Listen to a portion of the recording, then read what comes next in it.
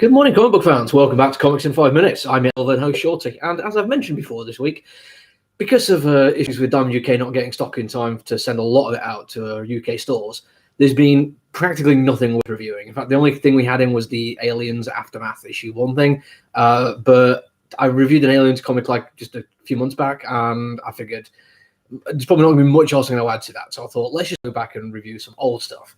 So some of it has been quite old, some of it's been just stuff from last week. But today, I'm doing one that came out a good few months ago. And I kind of put it off just because there's always seems to be something else I wanted to review more, even though it's always kind of stayed on my radar. And that's ORCS by, I'll go check the first name on this one, I think Christine Larson, doing both the art and the writing duties on this one, which is kind of nice. Means you've got like a very solid base. I quite like it when you do get that kind of thing. Don't get me wrong, sometimes the communication between a writer and an artist can actually take it down some different directions that you wouldn't really expect, and you get some really interesting kind of like layouts and character design, which even the writer will say, I never thought of it that way, but it's amazing. But when it's just the one person doing it, you know what you're going to get right from the get-go. Totally unified, and that's brilliant. And the cover is kind of like a little bit of an odd sell, because that's kind of like classic fantasy artwork with like the detailed brushstrokes and like nice action sequences. Even it appears to just be a bunch of orcs chasing a squirrel. Inside, it is a little bit more basic, and I don't mean basic as a bad thing. This isn't me saying, "Oh, look, they've hardly tried." No, there's effort in it. Look at the water and the waves. What I mean is the detailing on it is only used when it's necessary to tell a story, and it's done it brilliantly. This is. Well, I mean, it's Kaboom imprint, which I think is one of their like younger reader kind of things. I'm not saying like YA or kids. I can't remember exactly what the age range will be aimed at is. Excuse me, but it certainly feels like this is one that is, I'd say, in all ages kind of appeal to it. So doing like unnecessary levels of over-the-top detail and page layout, I think, is just going to make it seem a little bit more impenetrable to somebody picking up a comic book to try it for the first time. And I have to applaud anyone who's going to go out their way to make a comic book perfect for as many people as possible.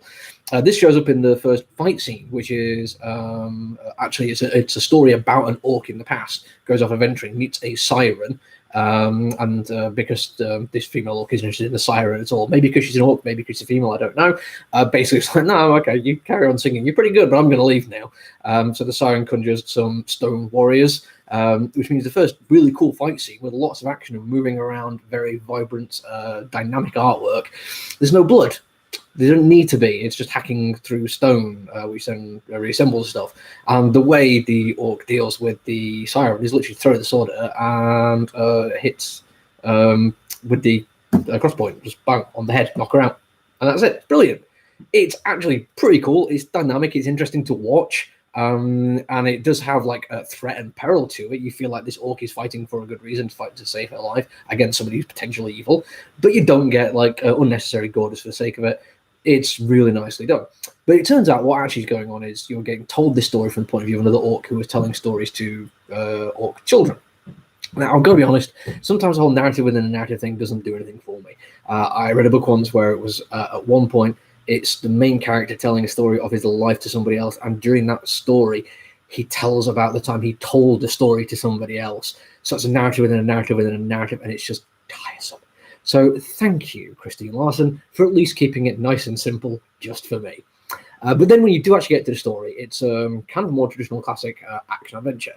Maybe only different because you're talking about orcs as the main characters rather than probably more common humans, elves, dwarves kind of thing. But that's not to say they don't have fun with the fact that they're orcs. They don't go full-on like villainy and murder of the Tolkien kind of orcs, or the only hungry for battle and murder and mayhem come from fungus that Warhammer 40,000 does. But it's still very obviously these aren't orcs. They don't really dumb down the speaking too much. It's not to be orc simple smash. They actually are speaking sentences, but it's quick, brutal and blunt kind of sentence structure.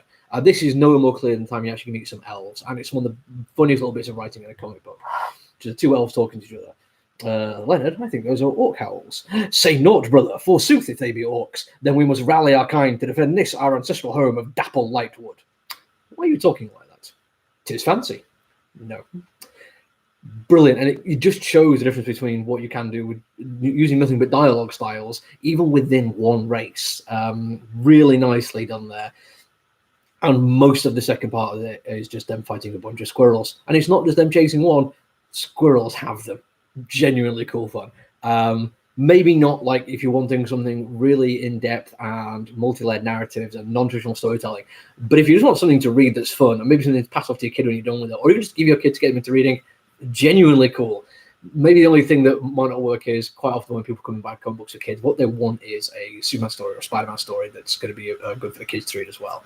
This is an independent IP, who knows? Anyway, that's my review done. But before I go, I'm going to try something later on today. I'm going to do another video. I'm going to review something which isn't a comic book. And I have no idea how it's going to go, because I've been reading comic books and collecting them for years, and I know a little bit more about them. What I'm reviewing could go terribly wrong, and it might be an absolute train wreck. But who knows? Come back, watch. It might be fun. Until then, though, take care of each other. Look after yourselves. Bye.